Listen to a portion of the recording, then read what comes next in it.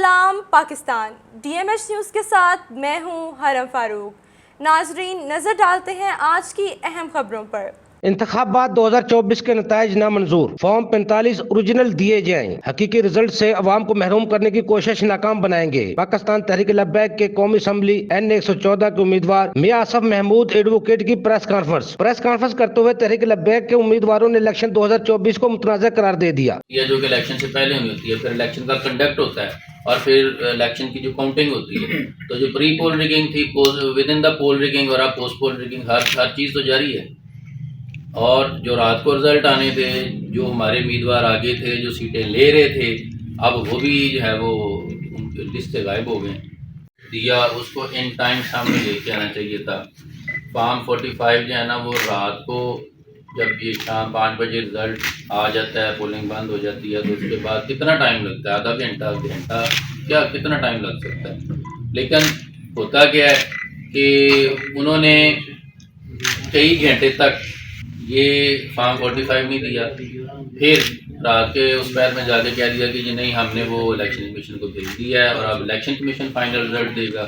मतलब इस तरह की भोंडी हरकतें की हैं और सारे गैर आइनी इक़दाम किए हैं जिसकी कोई मिसाल ही नहीं मिलती पाकिस्तान की तारीख में। और ये पाकिस्तान का सबसे ज़्यादा बदतरीन और करप्ट जो है वो इलेक्शन है।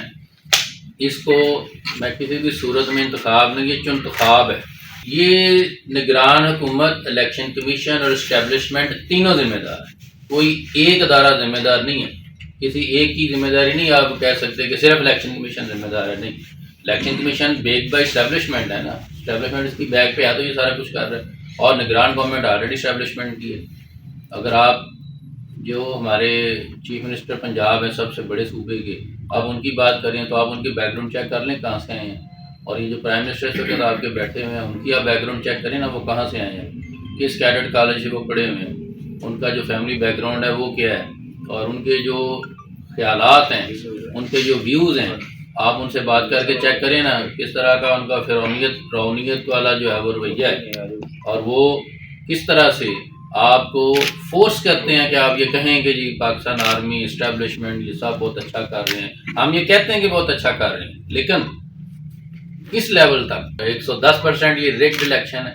इसमें प्री पोल रिगिंग पहले हो गई, विद इन पोल रिगिंग भी हो गई और अब पोस्ट पोल रिगिंग जारी है इलेक्शन का सारा रिजल्ट रोक के। तो इसके 3 मराहल होते हैं।